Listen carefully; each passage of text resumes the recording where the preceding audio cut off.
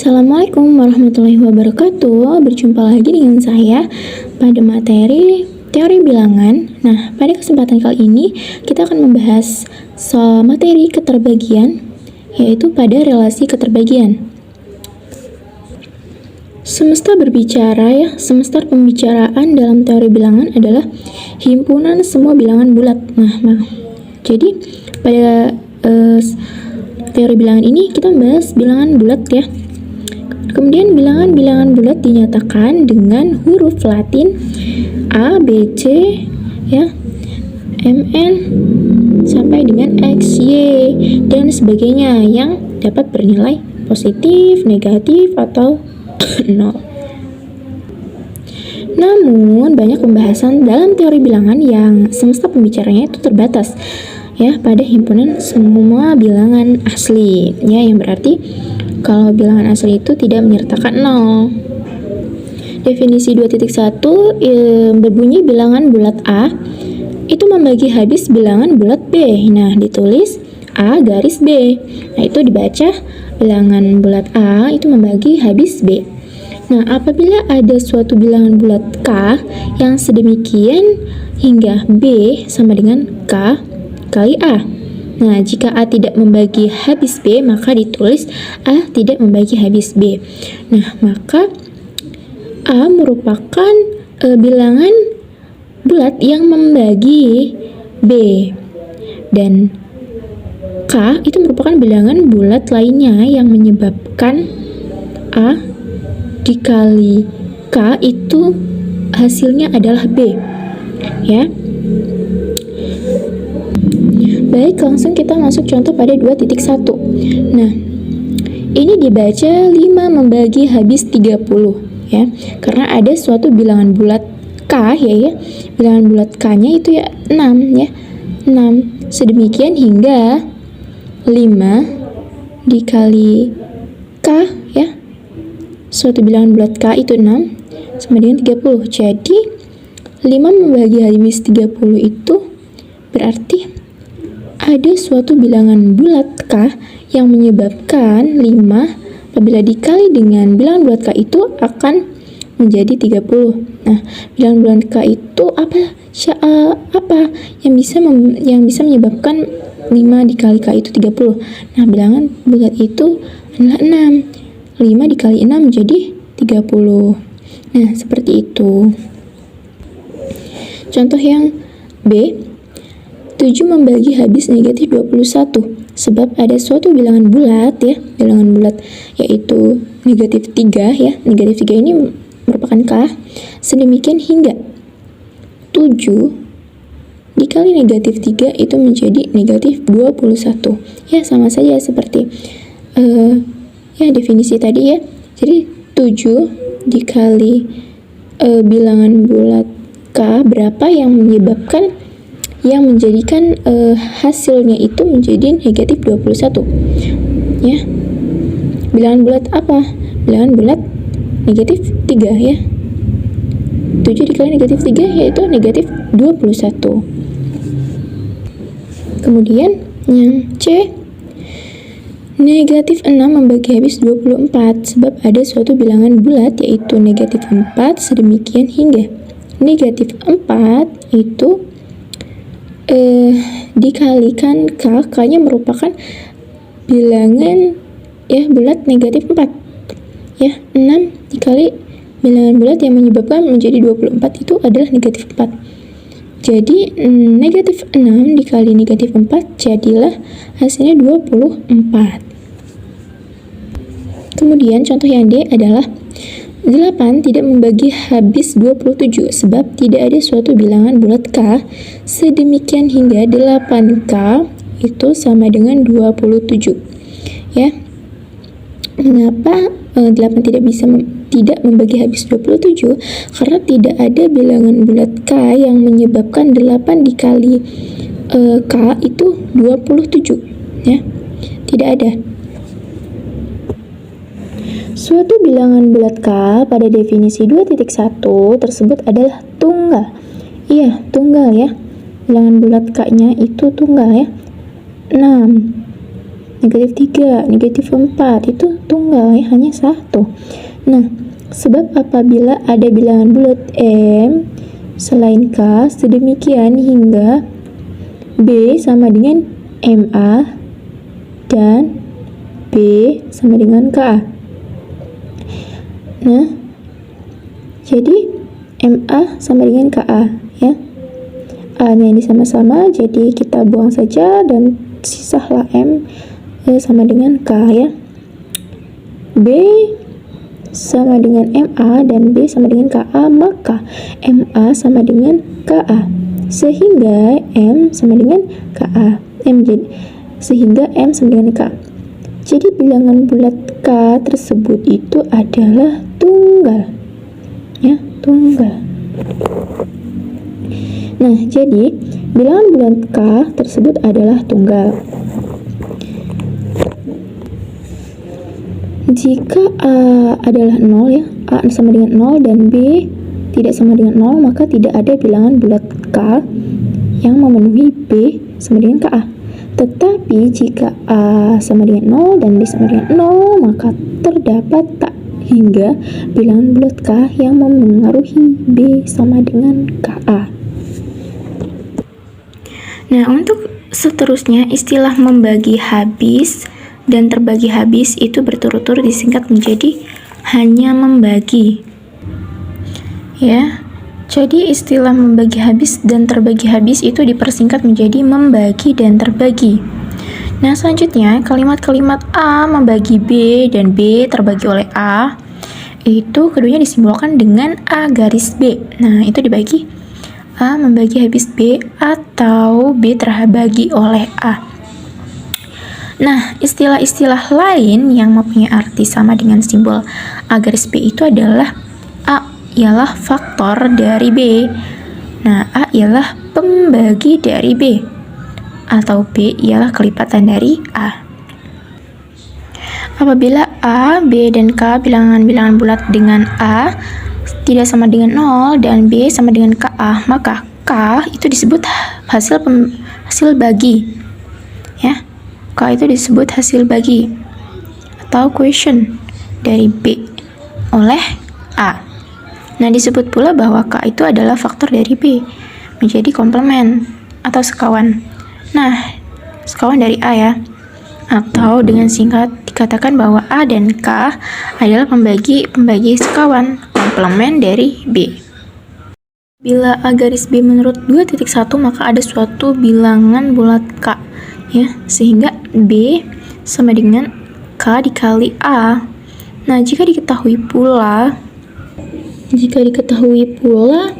B membagi habis C, maka ada suatu bilangan bulat M ya, sehingga C sama dengan M dikali B, sehingga B itu sama dengan K dikali A, maka C ini jadi M K kali A, sehingga menurut 2.1 diperoleh A membagi C. Hal ini berarti relasi keterbagian pada himpunan bilangan bulat mempunyai sifat transitif. Nah, sifat ini dinyatakan sebagai teorema berikut ini.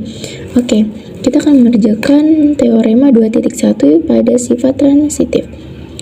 Jika 2 membagi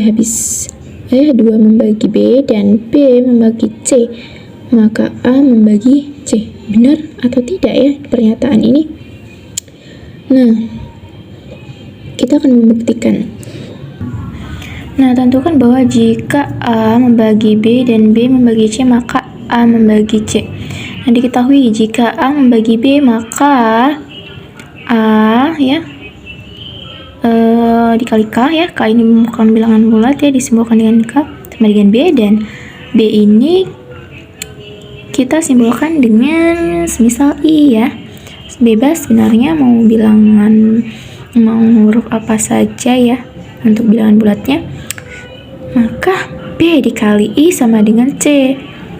Nah, kemudian untuk suatu K ya, bilangan bulat ini K dan I itu adalah bilangan bulat karena B ya, B sama dengan A dikali K, maka kita substitusikan yang C ini.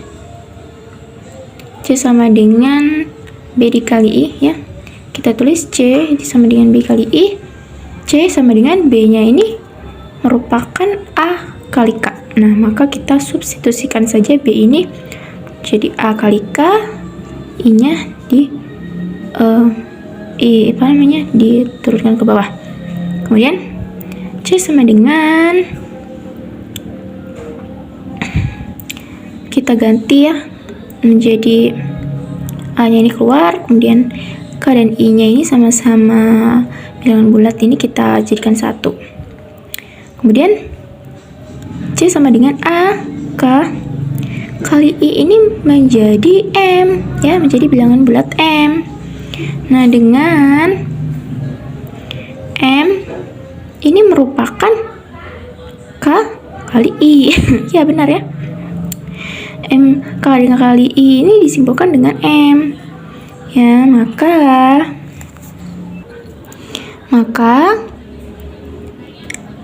A kali M sama dengan C, atau bisa seperti ini ya. A membagi habis C, dengan M ini merupakan bilangan bulat yang menyebabkan A apabila dikali bilangan bulat ini yang menyebabkan C. Nah, jadi pernyataan ini benar ya. Jika A membagi B dan B membagi C, maka A membagi C. Ya, benar. Ya. A membagi C. MI ini merupakan bilangan bulat ya, bilangan bulat yang menyebabkan C. Ya, yang menyebabkan apabila A dikali dengan bilangan bulat ini jadi C. Jadi bisa kita tulis A membagi C. Maka teorema 2.1 sifat transitif ini benar ya. Apabila A membagi B yaitu A membagi B, maka A membagi pada setiap kelipatan B yaitu A membagi MB untuk setiap bilangan bulat M. Oke. Jika A membagi B, maka A membagi MB untuk setiap bilangan bulat M. Apakah benar A membagi B itu menjadi A membagi MB? Apabila A membagi B dan A membagi C menurut definisi 2.1, maka diperoleh B kemudian ke A. Nah, dan C itu sama dengan MA untuk setiap bilangan bulat K dan M. Nah, dari kedua kesamaan ini dapat diperoleh bahwa B tambah C itu sama dengan K ditambah M dikali A ya, berarti A membagi M tambah C. A membagi B tambah C. Kemudian B dikurang C sama dengan K dikurang M dikali A, yang berarti A membagi B dikurang C, dan BC sama dengan KMA dikali A, berarti A membagi BC ya, seperti itu ya. Ini berarti A membagi B ya, B ditambah C, kemudian ini A membagi B dikurang C, kemudian ini A membagi BC ya, K ditambah M, K kurang M, KMA ini merupakan bilangan bulat yang tidak diketahui ya, bilangan bulat yang tidak diketahui. Teorema 2.3, apabila A membagi B dan A membagi C, maka A membagi B tambah C dan A membagi B dikurang C, dan A membagi BC. Teorema terakhir ini dapat diperluas dalam sebuah pernyataan yang dinyatakan dalam teorema berikut ini. yang disebut sebagai sifat linearitas. Teorema 2.4 sifat linearitas apabila A membagi B dan A membagi C, maka A MB ditambah NC ya, untuk setiap bilangan bulat M dan N. Jadi A nya ini kita jadikan satu ya, jadi pembagi, kemudian B dan C itu ada suatu bilangan bulat yang tidak diketahui yaitu M dan N yang dikalahkan dengan B dan C. Nah, apabila untuk setiap bilangan bulat M dan N, nah karena buktinya ya, karena A membagi B dan A membagi C menurut 2.2 ya, maka A MB dan A NC itu untuk setiap bilangan bulat M dan N. Selanjutnya menurut teorema 2.3 ya, 2.3 itu maka 2 membagi M MB ditambah NC. Nah, baik, begitulah materi tentang keterbagian ya, keterbagian. Semoga dapat dipahami. Nah, keterbagian ini adalah suatu pembuktian ya, yang bilangan bulat yang mensimbolkan bilangan bulat A dan B yang membagi habis ya, yang ditulis dengan disimbolkan dengan A garis B, dan ada suatu bilangan bulat K yang menyebabkan apabila A dikali K itu menjadi B. Nah, kemudian jika A tidak membagi habis B itu maka ditulis A garis